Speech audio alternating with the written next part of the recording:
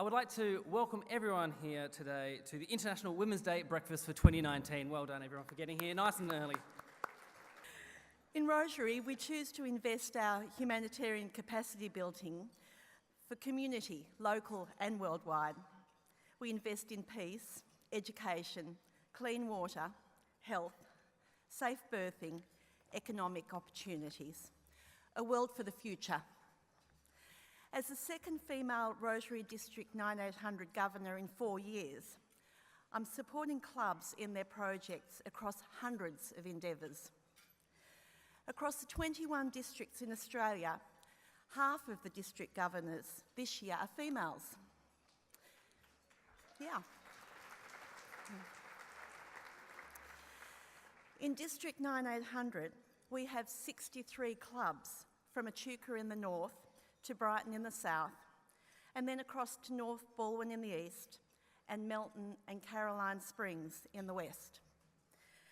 They're supported by a team of 35 who step beyond their own clubs, half of whom are female. That is not intentional, it is because of their skill sets. In the next 3 years after me, the district governors in this area will be men.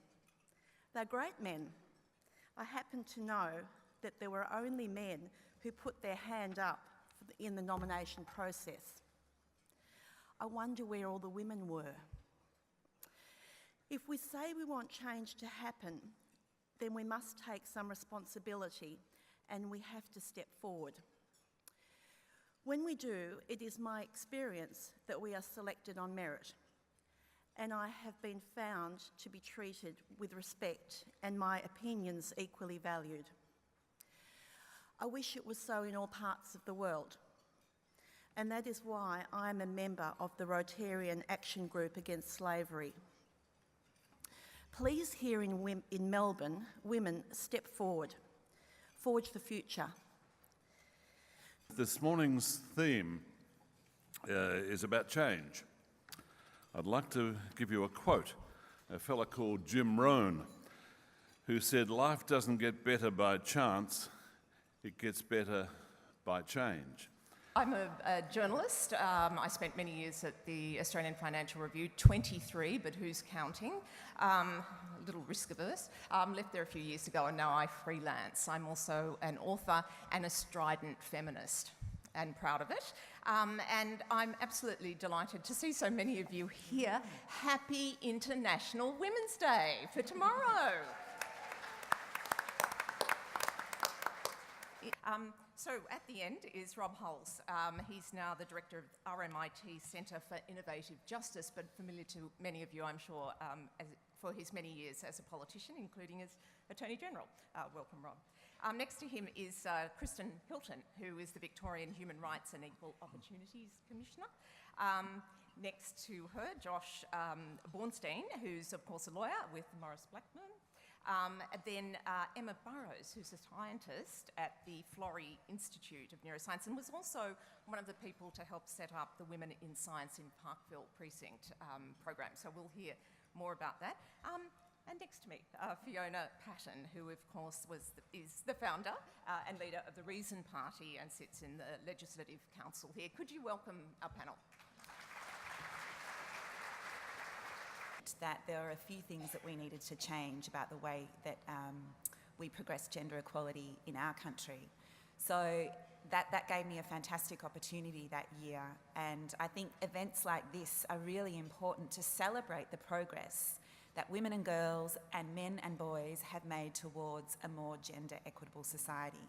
But at the same time, to be extremely vigilant and recognise the fact that unless we really accelerate progress, unless we're a little bit radical in our workplaces, in our communities, in our sporting clubs, it's going to take us a long time. And in that period, women will still be discriminated against, they will be sexually harassed, men will be confined by narrow stereotypes of masculinity. Women and girls will still be, whether it's through obvious or more insidious forms of obstruction, not be able to get into the workplaces or the careers that they want to. And so this is really, in some ways, a bit of a call to action because many people here are probably employers or employees or have influence or a role of leadership in their organisation and communities. So I think it's a great opportunity to, yes, acknowledge the progress that we've made, but also to motivate each other about what still needs to happen. I was sworn in as Attorney General, I think, in 1999, and one of the first visits I had, sitting in my new desk, newly minted Attorney General, Chief Law Officer of the State of Victoria, very excited, you know, kid whose marks weren't good enough to get into law when he was at school, all of a sudden he's the Chief Law Officer of the State of Victoria. Don't tell anyone that. But the Chief Justice comes up to my office personally, and I thought he was there to congratulate me. The Secretary said, the Chief Justice is here. And he walked in and he said, Attorney, sort of sounded a bit like Gough Whitlam, really. Attorney, here's the envelope. And I thought, oh, it's a letter of congratulations. He said, I have to go. This is delivered to you personally. And I said, well, thanks very much, Chief Justice. And out he went. And I opened up the envelope. I thought, well, it's not a letter of congratulations. It's a list of the forthcoming QCs that had to be appointed, and I had to, as Attorney General, take them to Governor in Council. It doesn't happen anymore, but it was appointments. I looked at the list, and there were 35 people on the list, all blokes, not one woman. And I decided this was just outrageous, and I decided to take the radical path of advertising in our newspapers for people who were seeking expressions of interest for people who wanted to be appointed to the bench. And I advertised in our newspapers. It had never happened before. Quite radical at the time, Josh, wasn't it? Absolutely. Revolutionary. And I recall getting a call from a bloke from the bar, and I took the call. This is months later. He said, Attorney, I'm just ringing to let you know it is an absolute outrage that you have advertised these positions. It has never happened before in the history of the legal profession in Victoria. It's not the way to seek expressions of interest for judicial appointments. And Attorney, I will not be applying for a position as a judicial officer pursuant to these ads. I said, all right. He said, but Attorney, if you deemed it appropriate to appoint me to the bench, I'd be more than happy to accept. Thankfully, things have changed a bit since then. Yeah. I want to be safer because there's greater gender equality. I want to be safer because we're raising our women, our boys and girls in a more equitable way. Yeah. I Exactly. think Me Too did us a great service by elevating the issue of the mistreatment of women and gender inequality and the bad behaviour of powerful men to an uncomfortable level, and it got enormous traction. It encouraged, I think, more women to come forward, and they have come forward, and there are more complaints of sexual harassment and other mistreatment that we're seeing. I think we've now reached a point where I'm starting to question whether it's run out of steam, and this is a very complex problem. This is a problem I see ultimately of power. Yeah. Gender inequality is about power, about women getting the power that enables them to access education, opportunity, career, leadership, like men. Yeah. And this might cause some consternation, but one of my concerns is that a lot of the conversation has moved into a more corporate boardroom setting, and I don't think power is transferred through thought leaders giving talks to boardrooms and people being asked to behave better. I think power is, and change happens through struggle, through campaigning and through political change. Put it in your workplace and expect it to take flight. You've really got to understand the structures and the obstacles and the language and the history that will resonate with your people, and have a very clear vision of what you want the organisation to look like, a vision that people can get on board with and see why it is good for them rather than fearing it. Yeah. There's still, you know, some unconscious bias that exists amongst the judiciary that needs to be worked on, and to their credit, many in the judiciary are. in relation to the gay, lesbian community, for instance. They've agreed to undertake training in relation to expectations for intervention orders, for instance, in the gay, lesbian, transgender community, which is a good thing. Things are changing, but we still have a long way to go. I think flexibility is really a key to being able to keep women in the workforce and allowing them to progress. I also think it's as important for men.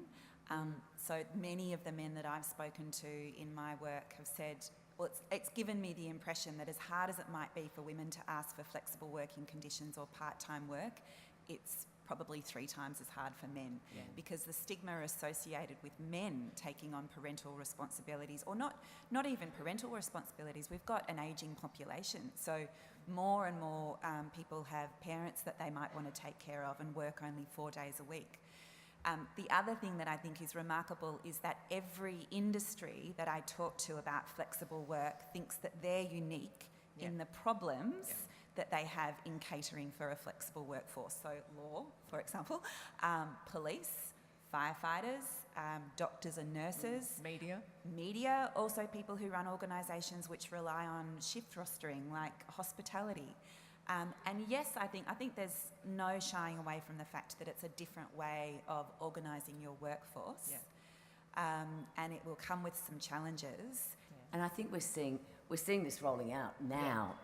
Google, Amazon, and some of the new tech companies are designing their whole workforce around a more flexible working arrangement or a 4-day week. And those trials are no longer trials in many other jurisdictions, including New Zealand.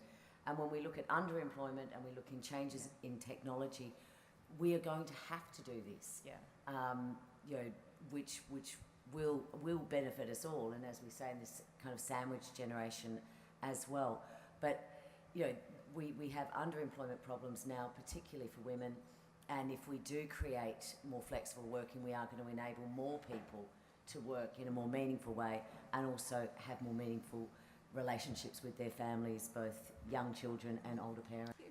I was on a panel for the Edelman Trust Barometer a few weeks ago, and we have a trust problem in Australia. Australians don't trust their politicians, they don't trust their NGOs, but women really don't trust.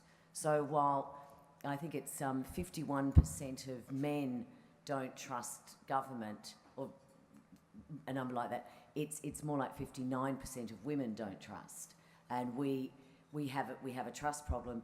So it is about having this. It is about more and more women getting engaged, and I know that the Liberal Party has a men problem, but more women need to put their hands up as well. So I just really encourage women, and I know Rotary does this brilliantly. When I go to Rotaries, I'm seeing more and more women at Rotaries, which is a wonderful thing, because when I used to waitress at a Rotary club, I was the only woman there, and now see more and more women. So I think it is about women stepping up, and I encourage more and more women to step up into those roles and take on roles, and that is how we will change things. And it's it is up to us. Fantastic. Emma. A lot of the issues we've discussed today, and we mentioned the word power, are really about power, and in order to shift power, you need to give it up. And that leads to some really uncomfortable conversations. And something I've taken on in the last couple of years after attending a really amazing workshop actually was to have really uncomfortable conversations. So I'm throwing myself into these awkward moments, and it's because when you're uncomfortable, it's because you don't know what's going to happen, and because someone is perhaps going to be aggressive, maybe they might be upset. But when you don't know what's going to happen, it means you're doing something really new. And we've been doing a lot of work in this area, but we need to do something new in order to not be here discussing this, having the same conversation in 100 years' time. We need to be doing something new. So I challenge everyone here to have an uncomfortable conversation, be it in the aftermath of Me Too, having a conversation with your colleague about how their behaviour is really threatening, that you feel that their behaviour is threatening. That's one I had recently, and that was really, really hard for me. But it was uncomfortable and the outcome was really positive. So I challenge everyone to have an uncomfortable conversation. I've got a possibly different perspective to Fiona. I think one of the issues that Me Too has raised is how do we challenge the existing power structures, and there's a danger that we tell women it's your responsibility, and individually you've got to take control. Ultimately, power will only be redistributed through a fight, through a struggle that's unpalatable to people. There will be a lot of resistance, it'll be bumpy, it'll be ugly at times, and through engagement in the political process. One government which I'm not necessarily a great fan of, but which I think has done good work since Me Too erupted into our consciousness is the Macron government in France, because one of his responses was, I'm going to mandate content in schools to attack this through the education system. I'm going to introduce fines for harassment on the streets and in public transport, and I'm going to change what goes on in workplaces. Until you get a comprehensive political response and a comprehensive legislative response, I think we're going to be talking about atomising, doing things in different workplaces and different contexts, but not really dealing with the structural change that's necessary. I would encourage everyone to wear, for the next 2 days, what I call gender lenses. So whether it's at work or in the street or, going and buying your groceries, I think part of the solution to this problem, and it's multifaceted as everyone has said, is to have a lot of imagination and to have a lot of empathy, to try and imagine what the experience for your daughters or your sons or your partners might be as they're kind of navigating a world in which structures and systems have been designed which haven't always had them in mind. And I think until we can show some understanding and empathy and imagination, we won't be able to envisage and make true a better world.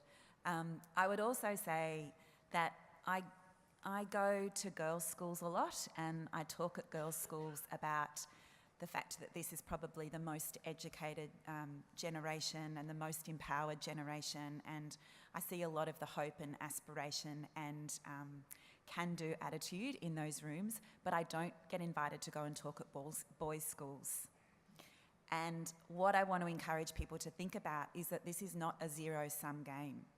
Redistributing power or changing structures or changing systems does not have to be good for women and girls and bad for men and boys. And I think that's a really important conversation to have.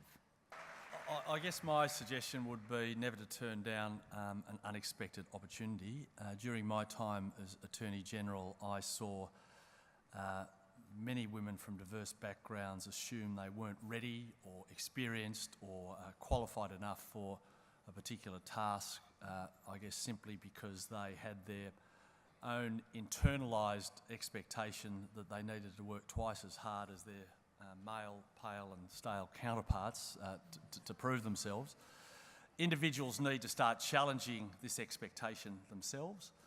However, it's not just up to individuals. At the same time, across all professions, anyone who's in a position to make appointments have to make themselves aware that candidates will sometimes be their toughest critic, whilst in my experience, white middle-class men are a little more inclined to forgive their own flaws and promote their own achievements.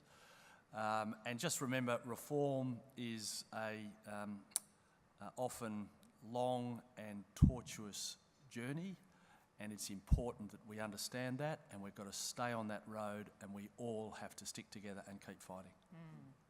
This year is our 8th breakfast. We have reached over 8,000 people. We've raised over $200,000, and this is all because we all know the importance of celebrating International Women's Day. And what that has also done is helped our membership grow in Rotary for women. When we started, we had 17% in our area, and now we've got nearly 30%. so that through having events like this, talking about what we should do and making change, and for women to step up. So my task today is to say thank you. Happy International Women's Day, everyone. My name's Ben Joshua. We hope we see you here next year. Enjoy the rest of your day. Round of applause to everyone who's organised this. Thank you, Crown Palladium. Hopefully we'll see you next year. Bye.